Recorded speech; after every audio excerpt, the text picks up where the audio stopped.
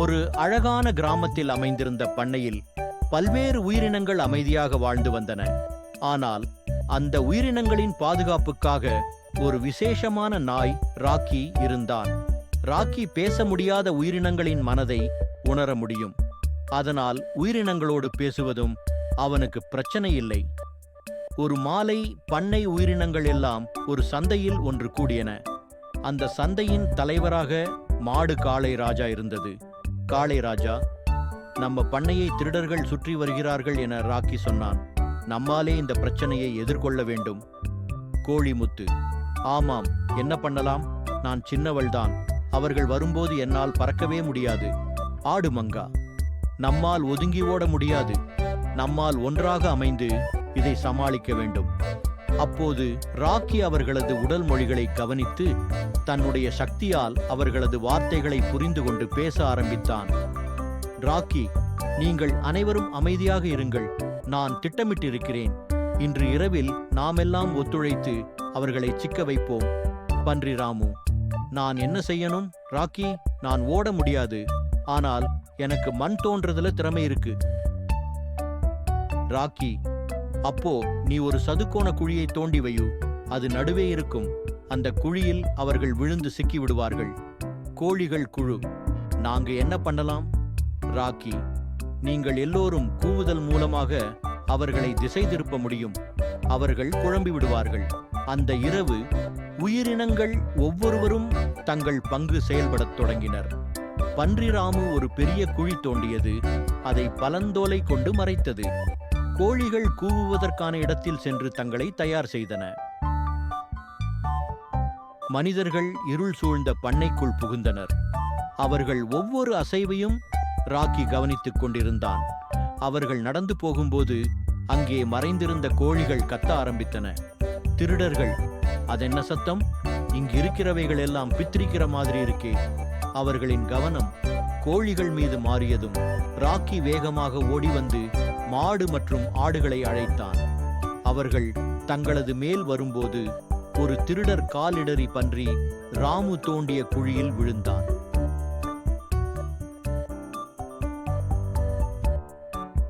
திருடர்கள், இது என்ன நாய்? இது சாதாரண நாயா? இதற்கு எப்படித்தான் இத்தனை யோசனை? ராக்கி, நீங்கள் எங்கள் பண்ணையை தொந்தரவு செய்ய வேண்டாம். இது ஒவ்வொரு உயிரினத்துக்கும் பாதுகாப்பான இடம்.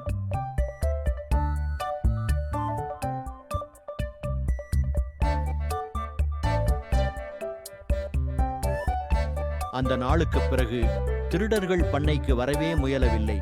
அனைவரும் ராக்கியின் திட்டம் மற்றும் ஒத்துழைப்புக்காக அவருக்கு நன்றி கூறினர். காளை ராஜா, நீ மட்டுமல்ல ராக்கி, நம்ம எல்லாரும் இணைந்து செயல்பட்டதுதான் முக்கியம். பன்றி ராமு, இதில் எனக்கும் பங்கு இருந்தது. நான் தோண்டிய குழிதான் அவங்களை சிக்க வைத்தது. கோழிமுத்து, நாமெல்லாம் ராக்கி அண்ணாவை போல் தைரியமாக இருக்க வேண்டும். அந்த நாள் முதல் பண்ணை உயிரினங்கள் ஒன்றிணைந்து செயல்பட கற்றுக்கொண்டன. ஒவ்வொரு நாளும் நண்பர்களாகவும் குடும்பமாகவும் வாழ்ந்தன.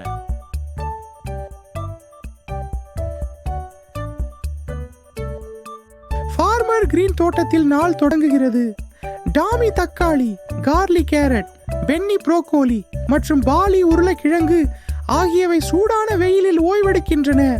விவசாயி நாயுடன் பேசுவதை காய்கறிகள் கேட்கின்றன. பசுமை விவசாயி கூறுகையில், பூக்கள் முன்பு போல் பூக்கவில்லை. தேனீக்கள் இல்லாமல் இந்த ஆண்டு எங்களுக்கு எந்த பழங்களும் காய்கறிகளும் கிடைக்காது. அவர்கள் விரைவில் திரும்பி வருவார்கள் என்று நம்புகிறேன். காய்கறிகள் கவலையான தோற்றத்தை பரிமாறிக்கொள்கின்றன. டாமி தக்காளி பேசுகிறார், இது தீவிரமாக தெரிகிறது. தேனீக்கள் திரும்பி வரவில்லை என்றால் எங்கள் தோட்டம் முழுவதும் சிக்கலில் சிக்கிவிடும். கார்லி கேரட் உற்சாகமாக துள்ளுகிறது. நாம் ஏதாவது செய்ய வேண்டும். தேனீக்களை நாமே கொண்டு வருவோம். பாலி உருளைக்கிழங்கு ஒரு கணம் சிந்திக்கிறது. ஆனால் எப்படி? தேனீக்கள் பூக்களை விரும்புகின்றன. ஒருவேளை நாம் தோட்டத்தை மிகவும் கவர்ச்சிகரமானதாக மாற்றினால் அவர்கள் திரும்பி வருவார்கள். சிறந்த யோசனை. பூக்களை கண்டுபிடித்து இங்கே தோட்டத்தில் தேனீக்கு ஏற்ற இடத்தை உருவாக்குவோம். அருமையான 4 காய்கறிகள் தங்கள் கருவிகளை சேகரிக்கின்றன. பூக்களை எடுத்துச் செல்வதற்கான ஒரு சிறிய வேகன் டாமியால் கண்டுபிடிக்கப்பட்டது. பாலியால் வரையப்பட்ட அருகிலுள்ள புல்வெளியின் வரைபடம். கார்லியால் சேகரிக்கப்பட்ட கூடுதல் பூக்களை நடவு செய்ய ஒரு கூடை விதைகள், தோண்டுவதற்கு ஒரு உறுதியான மண்வெட்டி பென்னியால் கையாளப்படுகிறது. அணிகளாக பிரிந்தனர். டாமியும் கார்லியும் புல்வெளியில் பூக்களை தேடச் செல்கிறார்கள். அதே சமயம் பென்னியும் பாலியும் தோட்டத்தை தயாரிப்பதற்காக பின்னால் இருக்கிறார்கள்.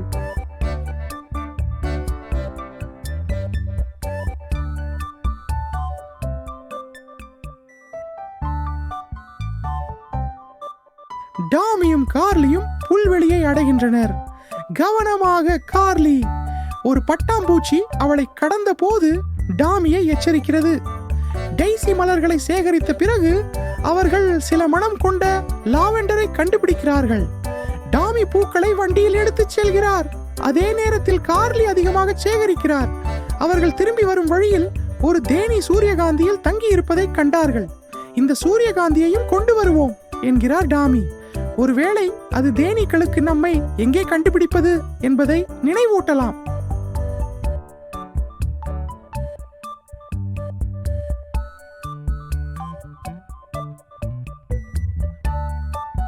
மீண்டும் தோட்டத்தில் பென்னி மற்றும் பாலி ஏற்கனவே பூக்களை நடவு செய்ய ஒரு சன்னி இடத்தை தோண்டியுள்ளனர். தோட்டத்தை சுற்றிலும் வெற்று குச்சிகள் மற்றும் இலைகளின் மூட்டைகளை அழகாக அடுக்கி வைத்துள்ளனர். டாமி மற்றும் கார்லி திரும்பி வரும்போது அவர்கள் அனைவரும் சேர்ந்து பூக்களை நட்டு சூரியகாந்தியை மையமாக அமைக்கிறார்கள். பாலி வர்ணம் பூசுகிறார். அதில் தேனீக்களை வரவேற்கிறோம் பெரிய வண்ணமயமான எழுத்துக்களில்.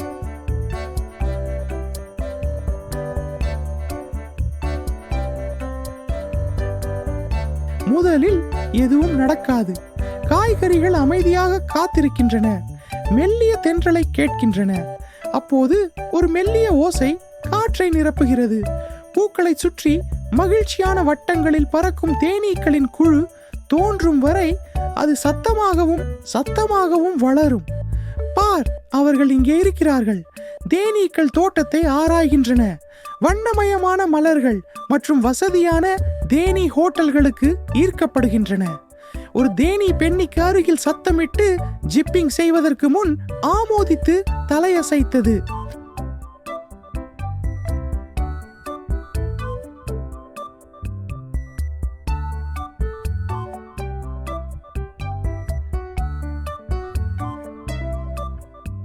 அடுத்த சில நாட்களில் தோட்டம் மாறுகிறது. பூக்கள் முன்னே போதையும் விட பிரகாசமாக பூக்கின்றன. மேலும் காய்கறிகள் வலுவாகவும் மகிழ்ச்சியாகவும் உணர்கின்றன. விவசாயி பசுமை மாற்றத்தை கவனித்து புன்னகைக்கிறார். என்ன அதிசயம்! தேனீக்கள் திரும்பி வந்தன. தோட்டம் ஆச்சரியமாக இருக்கிறது. அவள் கூச்சலிடுகிறாள். அருமையான 4 காய்கறிகள் பெருமையின் அமைதியான தருணத்தை பகிர்ந்து கொள்கின்றன. டாமி கூறுகிறார், நாங்கள் அதை செய்தோம் குழு. நாங்கள் ஒன்றாக வேலை செய்ததால் தோட்டம் பாதுகாப்பாக உள்ளது. பாலி அன்புடன் புன்னகைக்கிறார். இப்போது இது எப்போதும் சிறந்ததாக இருக்கிறது. சூரியன் மறையும் போது காய்கறிகள் தங்கள் அடுத்த சாகசத்தை கனவு கண்டு பூக்களுக்கு இடையே தேனீக்கள் மகிழ்ச்சியுடன் ஒலிப்பதை பார்க்கின்றன.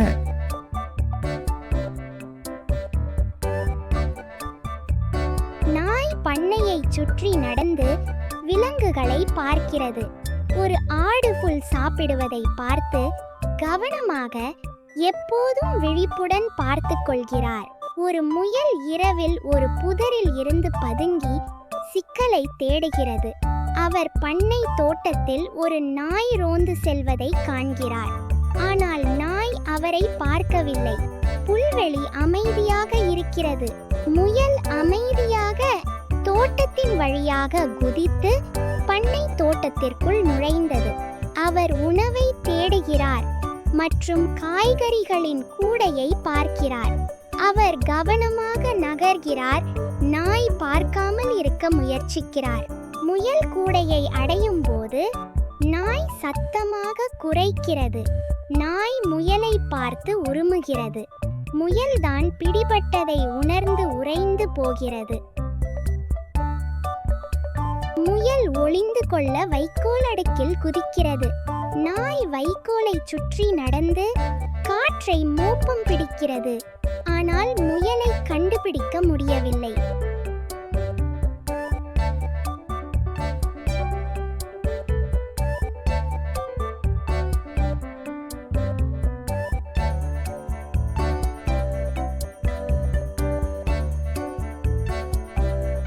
நாய் வராண்டாவில் அமர்ந்து அடுத்து என்ன செய்வது என்று யோசித்துக் கொண்டிருக்கிறது. அவர் ஒரு சேவலிடம் பேசுகிறார். முயலை எப்படி பிடிப்பது என்று அவருக்கு சில யோசனைகளை தருகிறது. நாய் அதை கேட்டு மீண்டும் முயற்சிக்க தயாராகிறது.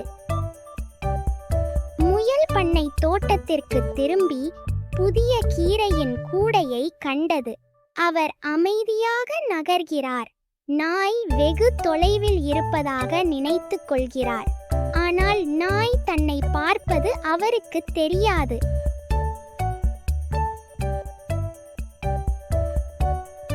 நாய் முயலை பிடிக்க புதிய கீரையுடன் ஒரு பொறியை அமைக்கிறது. அவர் ஒரு பீப்பாயின் பின்னால் மறைந்து கவனமாக பார்க்கிறார். பொறி தயாராக உள்ளது. அதற்கு முயல் விழும் வரை காத்திருக்கிறது. முயல் கீரையின் ஒரு துண்டை எடுத்து பொறியை மாட்டிக்கொண்டது. அவர் ஒரு வலையில் சிக்கினார் மற்றும் நாய் மகிழ்ச்சியுடன் குரைக்கிறது. அவர் திருடனை பிடித்ததாக நினைத்துக் கொள்கிறார். முயல் தனது கூர்மையான பற்களை பயன்படுத்தி வலையை மென்று தப்புகிறது. பொறியை விட்டுவிட்டு முயல் ஓடும்போது நாய் விரக்தியில் முணுமுணுக்கிறது. முயல் ஒரு பாறையில் அமர்ந்து திருடப்பட்ட கீரையை சாப்பிடுகிறது. அவர் நாயை பார்த்து மூக்கை இழுத்து அவரை கேலி செய்கிறார். நாய் தூரத்திலிருந்து கோபமாக பார்க்கிறது. ஒரு ஆடு, வாத்து மற்றும் சேவல் போன்ற பண்ணை விலங்குகளுடன் நாய் பேசுகிறது. அவர்கள் அனைவரும் தந்திரமான முயலை பிடிக்க ஒரு புதிய திட்டத்தை கொண்டு வருகிறார்கள். முயல் அதிக உணவை தேடி காய்கறி தோட்டத்திற்குள் பதுங்கிச் செல்கிறது. நாய் சில செடிகளுக்கு பின்னால் ஒளிந்து கொண்டு அவனை பிடிக்க தயாராகிறது. மற்ற விலங்குகள் உதவிக்கு தயாராக அருகில் காத்திருக்கின்றன. கேரட்டை பிடிக்க முயலும் போது முயல் வலையில் சிக்கிக் கொள்கிறது. நாய் உற்சாகமாக குரைக்கிறது. மற்ற விலங்குகள் அமைதியாக ஆரவாரம் செய்கின்றன. முயல் சிக்கியது. முயல் சிக்கிக் கொண்டது போல் பாசாங்கு செய்கிறது. ஆனால் பொறியிலிருந்து வெளியேற தனது சக்தி வாய்ந்த கால்களை பயன்படுத்துகிறது. நாய் மற்றும் பண்ணை விலங்குகளை ஆச்சரியத்தில் ஆழ்த்திவிட்டு அவர் விரைவாக வெளியேறினார். நாய் தாழ்வாரத்தில் உட்கார்ந்து என்ன நடந்தது என்று யோசிக்கிறது. ஒரு வாத்து அலைந்து அவரை ஆறுதல் படுத்துகிறது. தொடர்ந்து முயற்சி செய்ய அவருக்கு ஊக்கமளிக்கிறது. முயல் தன்னம்பிக்கையுடன் மீண்டும் பண்ணைக்கு வருகிறது. நாயும் பண்ணை விலங்குகளும் தன்னை கவனமாக பார்த்து கொண்டிருப்பதை கவனிக்காமல் அவன் முற்றத்தில் சுற்றி திரிகிறான். நாய் மற்றும் பண்ணை விலங்குகள் ஒரு பெரிய பொறியை அமைக்கின்றன. அவர்கள் ஒரு பெரிய மரக்கூட்டையும் புதிய காய்கறிகளையும் முயலை கவர பயன்படுத்துகிறார்கள். இறுதி மோதலுக்கு உற்சாகமாக நாய் காத்திருக்கிறது. முயல் வலையில் விழுகிறது. பெட்டி அவன் மேல் விழுந்து அவனை உள்ளே மாட்டிக்கொள்கிறது. நாய் தனது வாலை அசைத்து வெற்றியுடன் குரைக்கிறது. முயல் இறுதியாக பிடிபட்டதால் பண்ணை விலங்குகள் ஆரவாரம் செய்கின்றன. முயல் பெரிய சோகமான கண்களுடன் நாயை பார்க்கிறது. நாய் தன்னை விடுவித்தால் திருடுவதை நிறுத்துவதாக உறுதியளிக்கிறார். நாய் முயலை விட முடிவு செய்கிறது. ஆனால் பண்ணையிலிருந்து விலகி இருக்குமாறு எச்சரிக்கிறது. முயல் நாய்க்கு நன்றி கூறிவிட்டு மீண்டும் திருட மாட்டேன் என்று உறுதியளித்துவிட்டு குதிக்கிறது.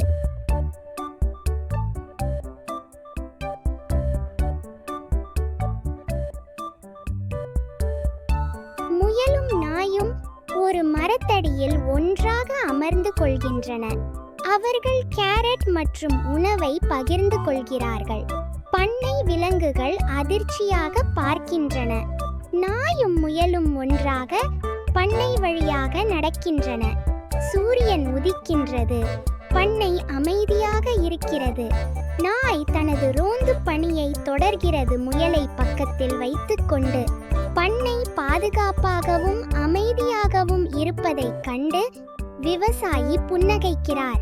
இருவரும் நண்பர்களாக மகிழ்ச்சியாக இருக்கிறார்கள். நன்றி. ஒரு மழைக்கால நாள். மழை துளிகள் பசுமையான காடு முழுவதையும் நனைத்து விளையாடுகின்றன. ஒரு பெரிய மரத்தின் கீழ் ஒரு மான் சோர்வுடன் காத்துக் கொண்டிருக்கிறது. மான் கவலையுடன், இந்த மழை எப்போது நிற்கும்? என் கால்கள் குளிர்ந்து போயிருக்கிறது. ஒரு பாதுகாப்பான இடம் கிடைத்தால் சரி. மயில் திடீரென இறங்கி, ஏன் இப்படி சோர்வாக இருக்கிறாய்? என்னாச்சு? இந்த மழை நிற்கவே இல்லை. எனக்கு இதில் பாதுகாப்பான இடம் தேவை. மயில், நான் உன்னை ஒரு நல்ல இடத்துக்கு அழைத்துச் செல்கிறேன். பயணம் தொடங்குகிறது. மயில் முன்னணி வகிக்கிறது. மான் அதன் பின்னால் பின்தொடர்கிறது. காடு சிறிது மங்கலானதாகவும் பசுமையாகவும் இருக்கிறது. மான் நன்றியுடன், நீ என்னை பார்க்க வரவில்லை என்றால் என்ன செய்திருப்பேன் தெரியவில்லை.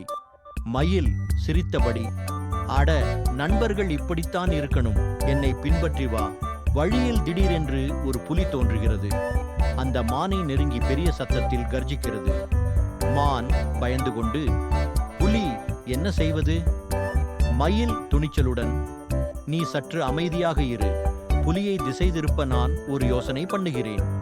மயில் தன் அழகான சிறகுகளை விரித்து புலியை திசை திருப்புகிறது. மான் வேகமாக ஓடுகிறது. மயில் அதை வழிநடத்துகிறது.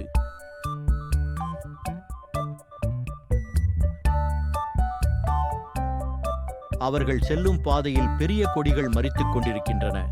மான் அவசரமாக, இந்த கொடிகளை நம்மால் கடக்க முடியுமா? மயில், நான் மேலிருந்து பார்த்து வழியை காண்கிறேன். மயில் மேலிருந்து வழிகாட்டி அவர்கள் இணைந்து தடையை கடக்கிறார்கள்.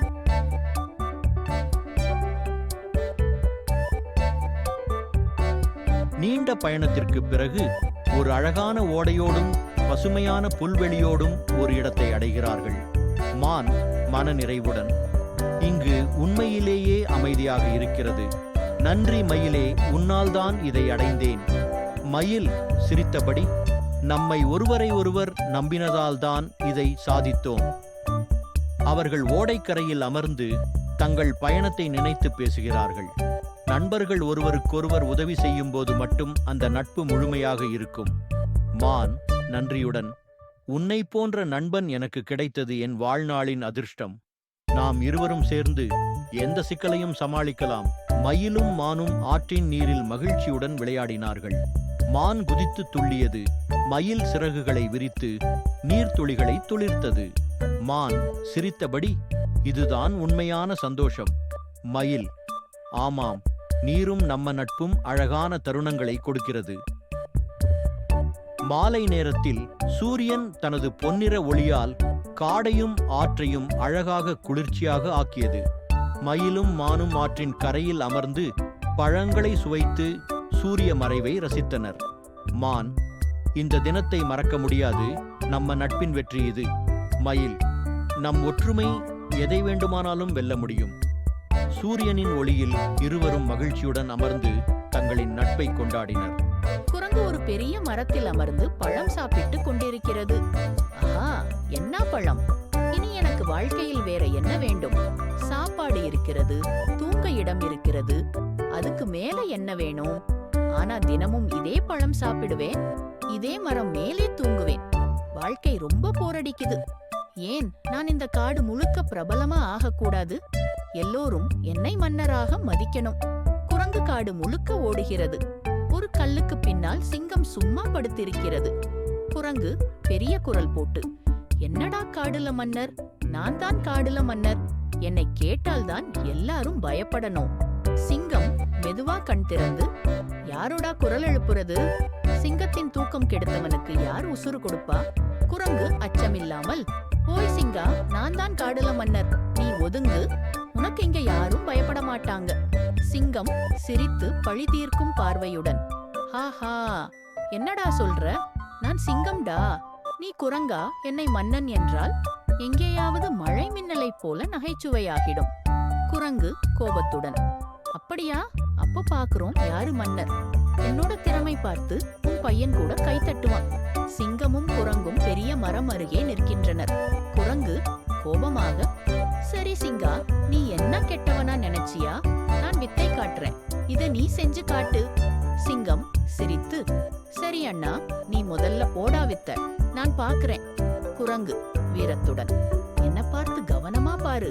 குரங்கு சுறுசுறுப்பாக மரத்திலிருந்து குதித்து கிளையிலிருந்து கிளை தாண்டி ஆட்டமாடுகிறது. ஒரு கையில பழம் பிடித்து இன்னொரு கையில பட்டம் பிடிப்பது போல இருக்கிறது. ஹே, பாரு பாரு, என்னோட திறமை, மரத்திலிருந்து குதிக்கிறேன், இப்படி பண்ணி காட்டு. அட என்னம்மா, என்னோட மரத்திலிருந்து கிளை குதிக்கணுமா? என்ன கொடுமை இது? இது தேவையா? நான் காட்டு மன்னன், யாருக்காக குதிக்கணும்? நல்லா தூங்கினா போதும். குரங்கு, அட போடா, நீ சிங்கமா? மரத்திலிருந்து குதிக்க கூட தெரியாத சிங்கமா? சே, வெட்கப்படுறேன். சிங்கம் திடீரென்று எழுந்து தலை திருப்பி குரங்கை பார்த்து சிரிக்கிறது. சரி குரங்கே, நீதானே கலைஞன், நீ எனக்கு கலையின் திறமை காட்டின. இப்போ நான் என் திறமை காட்டுறேன்.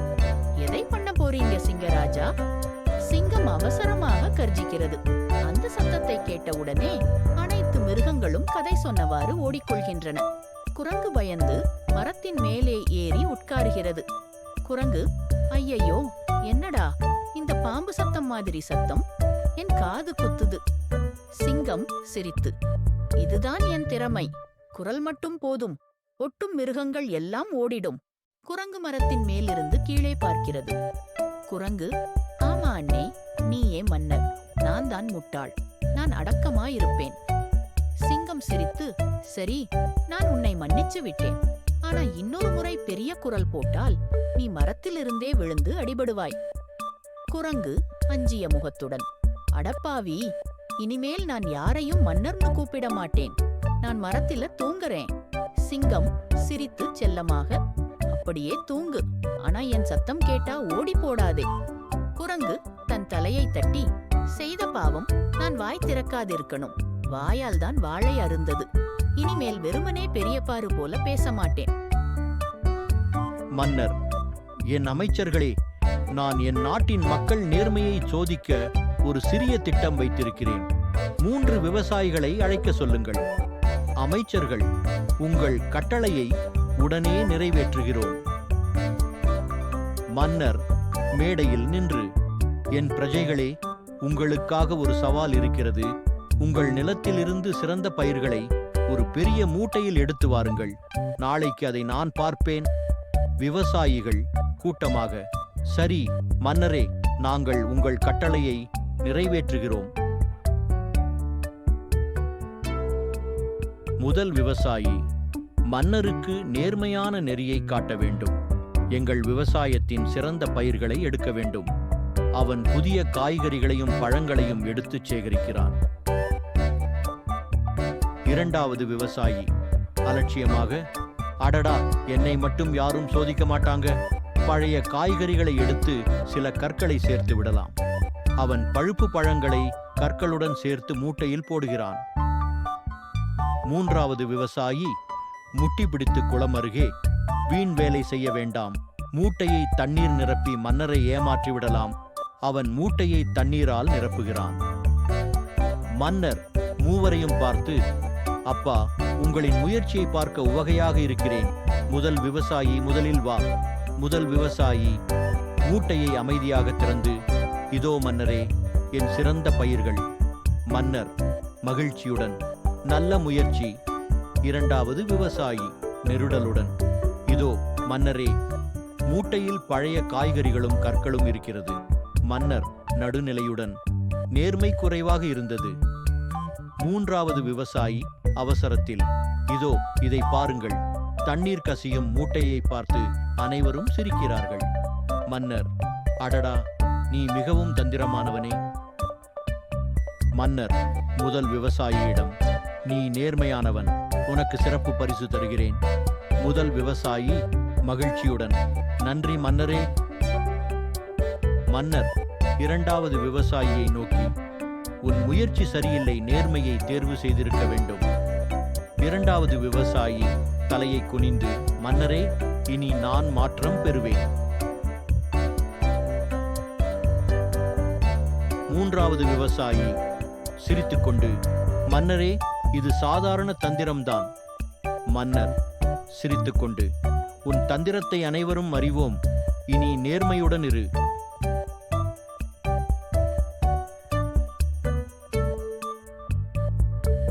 மன்னர் அனைவரையும் நோக்கி, நேர்மை எப்போதும் வெற்றி பெறும், உங்களின் செயல் உங்களை சான்றிடும். மூன்று விவசாயிகள் மகிழ்ச்சியுடன், நாங்கள் உங்கள் ஆலோசனையை நினைவில் வைத்துக் கொள்வோம். கரடி காட்டில் தனது இனிப்பு கடையை திறந்து லட்டூஸ், ஹல்வாஸ் மற்றும் ஜிலேபிஸ் ஆகியவற்றை பரிமாறுகிறது.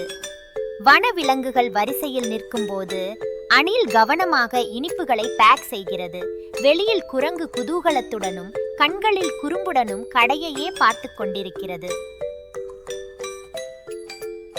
குரங்கு கடைக்குள் நுழைய திட்டம் தீட்டுகிறது. இலைகளால் செய்யப்பட்ட வேஷம் அணிந்து, இது சுவையாக இருக்கும் என்று முணுமுணுத்தபடி இனிப்புகளை நோக்கி ஊர்ந்து செல்கிறார். குரங்கு பதுங்கி உள்ளே செல்கிறது. ஆனால் சர்க்கரை மூட்டைக்கு மேல் பயணிக்கிறது. இனிப்புகள் எல்லா இடங்களிலும் உருளும். அணில் அவரை செயலில் பிடித்து, என்ன செய்கிறாய்?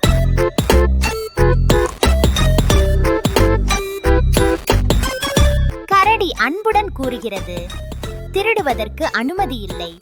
உங்களுக்கு இனிப்புகள் வேண்டுமானால் நீங்கள் அவர்களுக்காக உழைக்க வேண்டும்.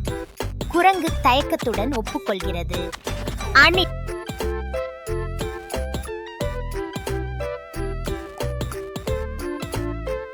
அணில் அவருக்கு நகைச்சுவையாக பெரிதாக்கப்பட்ட ஒரு கவசத்தை வழங்குகிறது.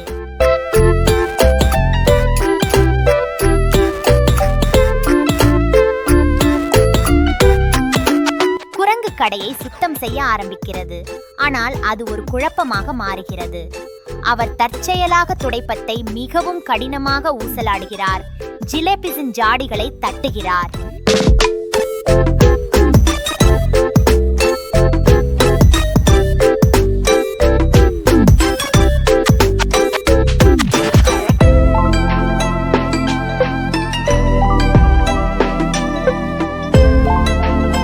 அணில் குரங்குக்கு லடுவை உருட்ட கற்றுக் கொடுக்கிறது. குரங்கு அவற்றை வட்டமாக மாற்ற போராடுகிறது. வேடிக்கையான வடிவங்களை உருவாக்குகிறது.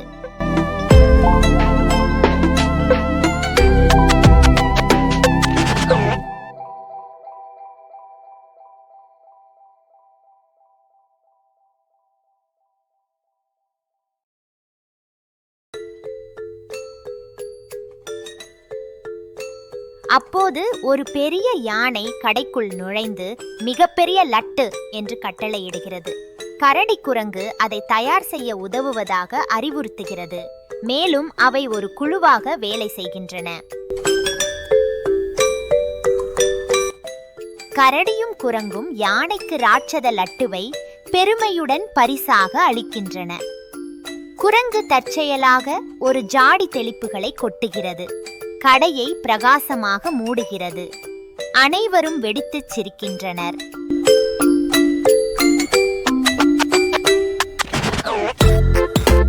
கரடி அறிவிக்கிறது, இது ஒரு லடு பார்ட்டிக்கான நேரம்.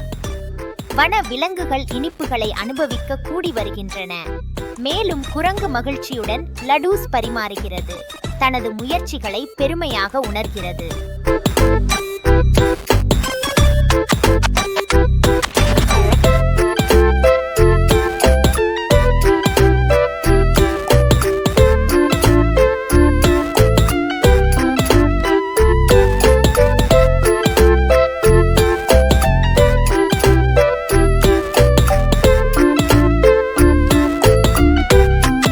நாளின் முடிவில் கரடி குரங்கிடம், நீ இன்று ஒரு பெரிய வேலை செய்தாய் என்று கூறுகிறது.